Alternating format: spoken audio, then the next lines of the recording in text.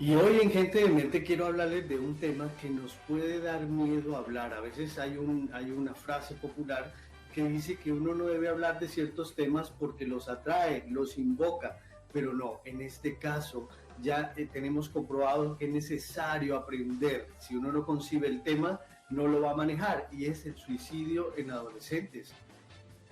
Ya les contaba que el año pasado, cada tercer día, murió un niño, una niña o un adolescente menor de 14 años porque se quitó la vida. No queremos que eso nos pase a nosotros. Y como no nos va a pasar, entonces tenemos que tener en cuenta cuáles son las señales que nos pueden advertir que nuestros niños, niñas y adolescentes están teniendo algún tipo de ideación suicida o que están pensando ya en intentar tener un acto suicida. El primer cambio que deben estar pendientes ustedes padres y también ustedes con sus amigos, es los cambios en los hábitos de la alimentación y del sueño. Cuando tenemos la costumbre de almorzar todos en familia, de comer cierto tipo de alimentos y estos actos sociales familiares que son muy como privados, íntimos, y nos empezamos a dar cuenta que este chico o chica empiezan a dejar de comer ciertos alimentos, empiezan a rebeldizarse un poco y se aíslan y no comen a la hora que estamos todos consumiendo los alimentos, es una primera señal de alarma. Puede que no sea esa la causa de un suicidio, simplemente es una señal de alarma que nos dice que este chico está atravesando por un momento de crisis, por un momento de ansiedad, por algún miedo, por alguna rabia, y eso lo tenemos que abordar de alguna forma. Las alteraciones del sueño. Sé que hoy día con el tema de los juegos los chicos a veces se acuestan muy tarde, pero aunque se acuesten muy tarde, ellos generalmente concilian el sueño una vez terminan sus juegos, pero ellos a veces empiezan y ellas empiezan a decirle a uno o a decirle a sus papás: no pude dormir anoche. Cuando lancen esas frases, quiere decir que o alteraron su patrón de sueño, pero el patrón de sueño alterado puede llevar a una persona a una depresión, y esa depresión a una consecuencia fatal, o simplemente es que tienen pensamientos que están rumiando en su cabeza. Entonces mastican y mastican el mismo pensamiento. Tenemos que poner atención.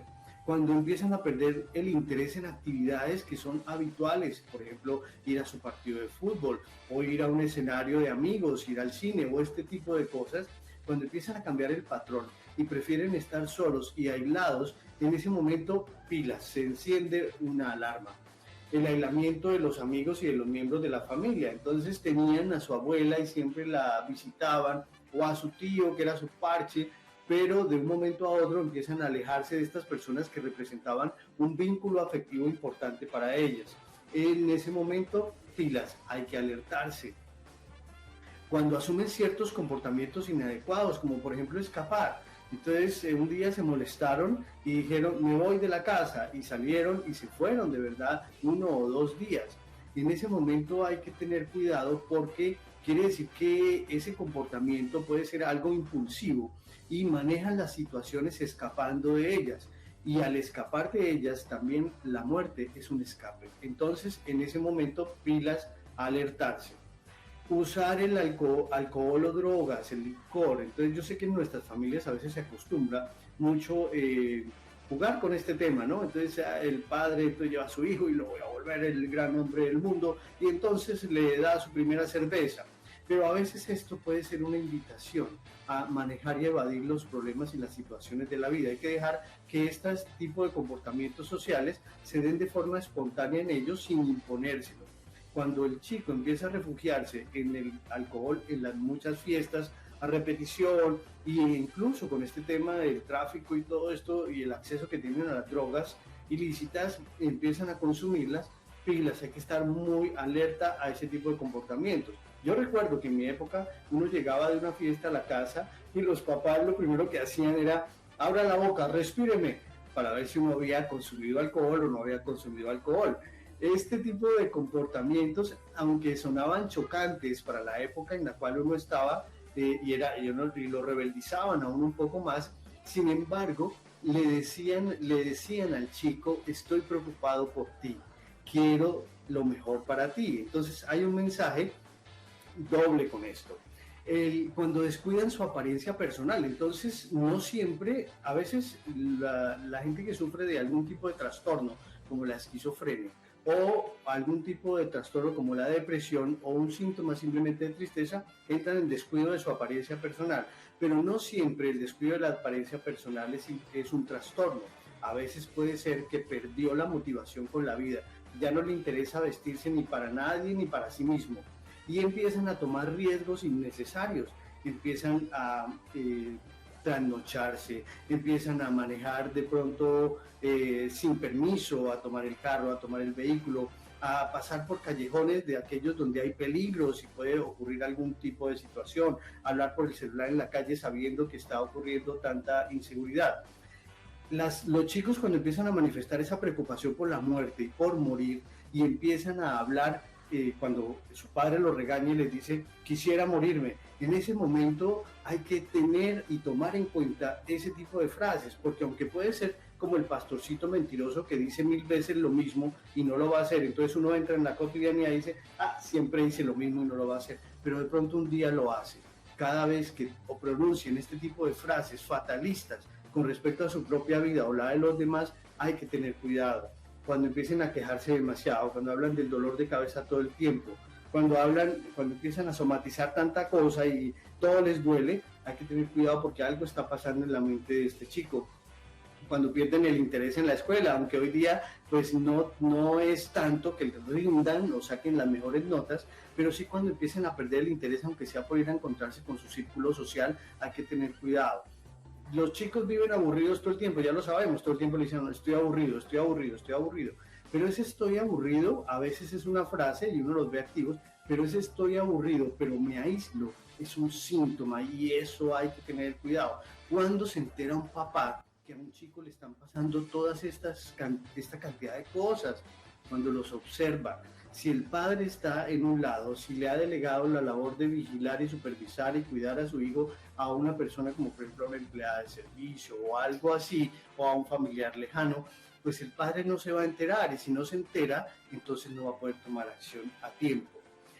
La falta de respuesta al elogio, a veces a los chicos uno los trata de complacer, entonces vámonos al cine, te ganaste esto porque te portaste muy bien, o vámonos de viaje, o la bicicleta, o vámonos a competir.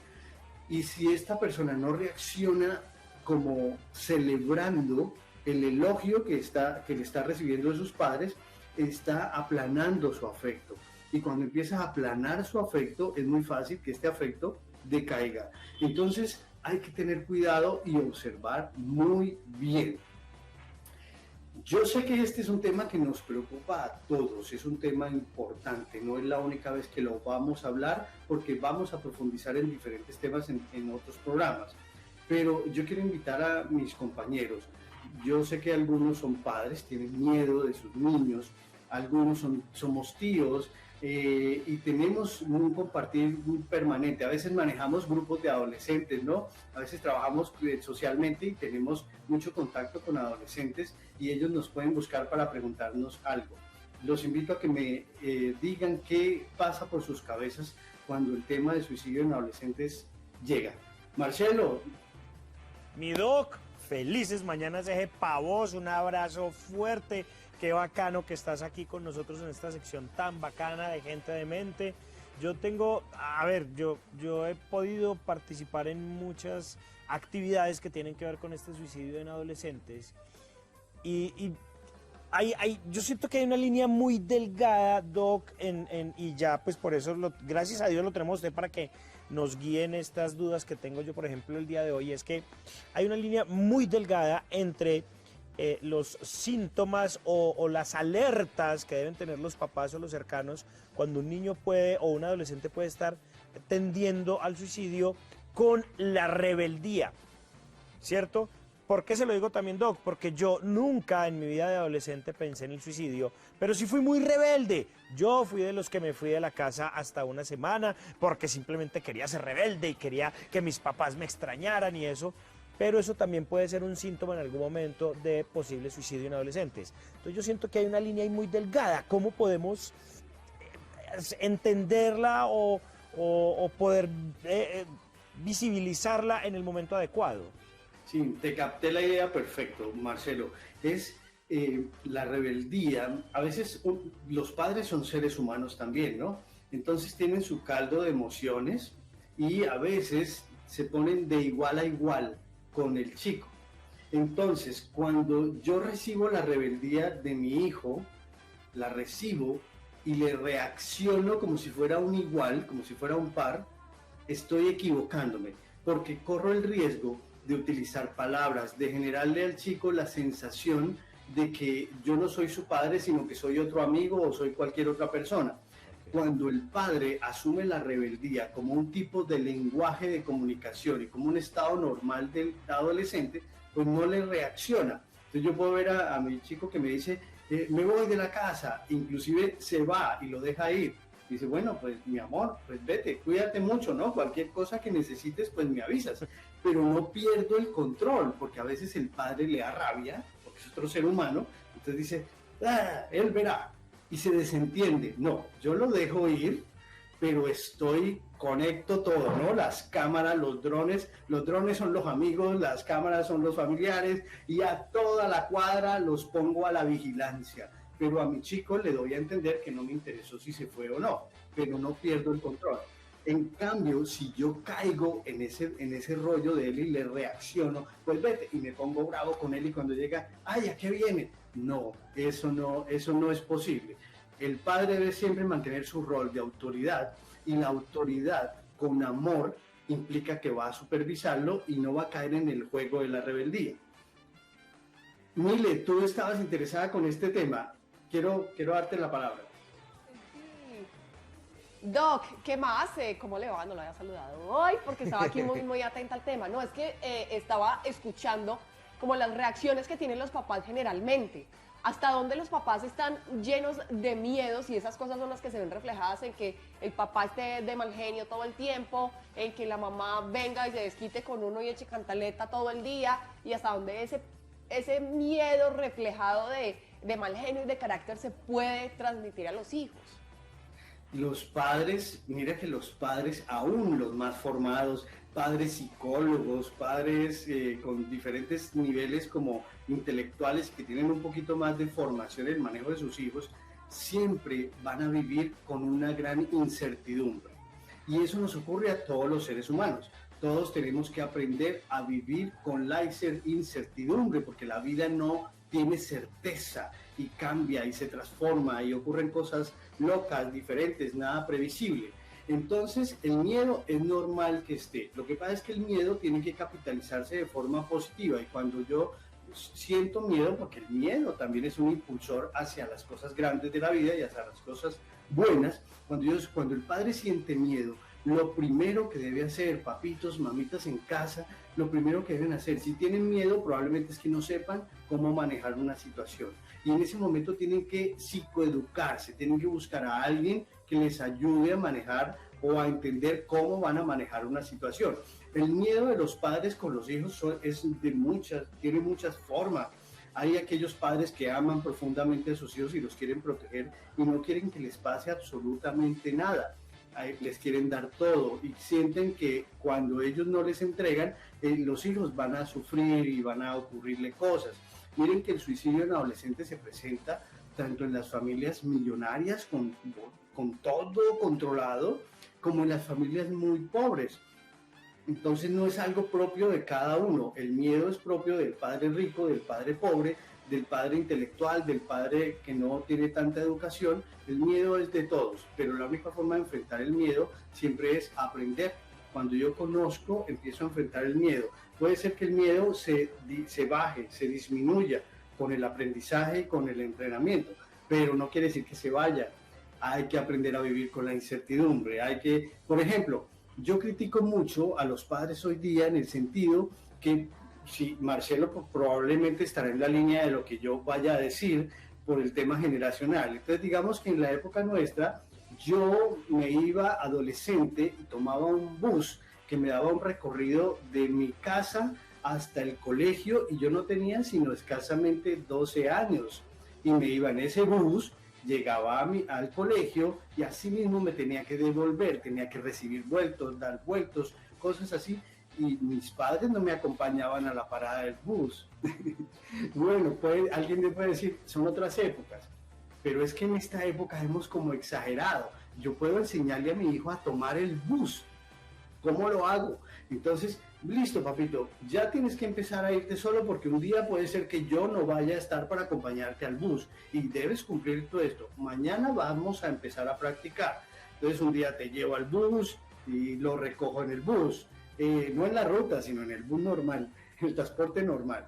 Y luego otro día, entonces, hoy sí te vas tú solo. Y uno se inventa, uno libretea la educación. Entonces, te vas tú solo.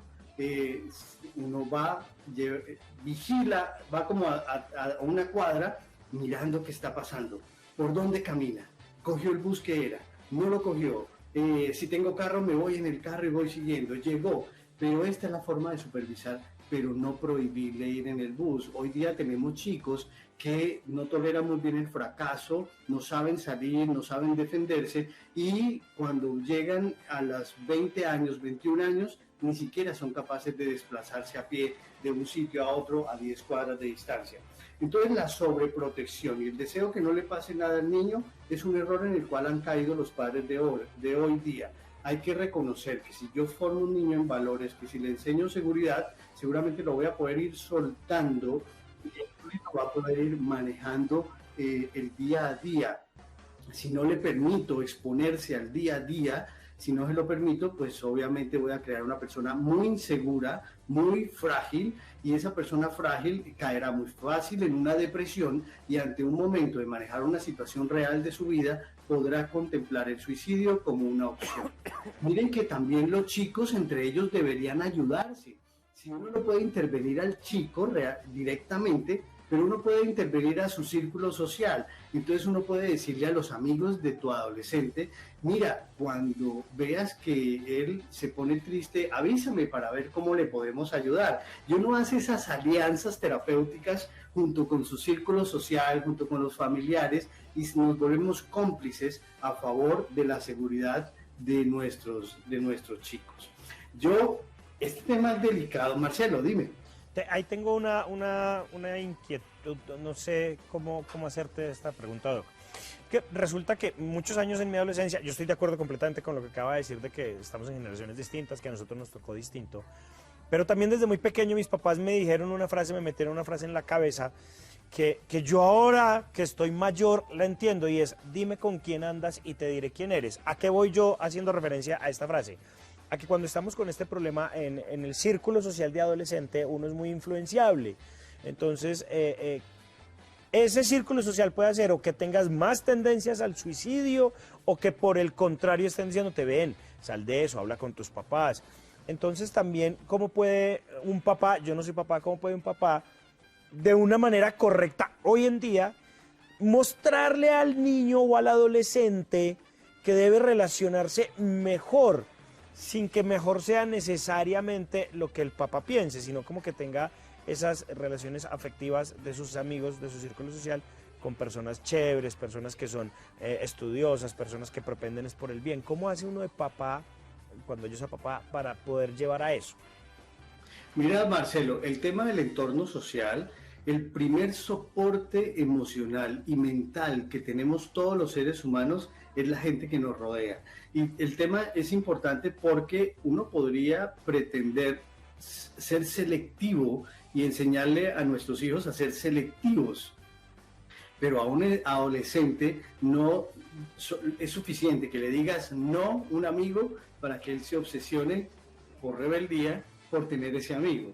Entonces, las prohibiciones, estas órdenes y esta imposición no puede predominar en el lenguaje con el cual se comunica uno con el adolescente. El lenguaje para el adolescente es el lenguaje de la persuasión y tenemos que ser muy estratégicos como papás y tenemos que intentar, como el caballo de Troya, invadir al enemigo. Entonces, ¿cómo lo invadimos? Nos podemos disfrazar de planes colectivos, nos podemos disfrazar de paseos con los chicos y los amigos de mis adolescentes.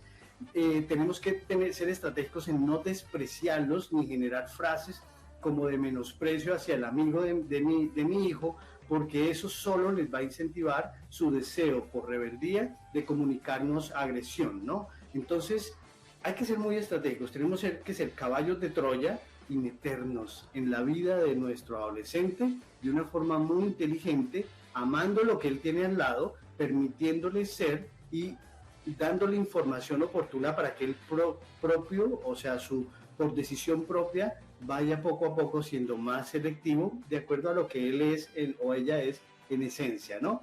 Entonces, son muchas cosas. Seguiremos hablando en otros programas de este tema. Les agradezco mucho. Nuestra idea es que nos construyamos entre todos, así que no se pierdan todo lo que hay en Mañana CG para ustedes. Esto fue por hoy, gente de mente.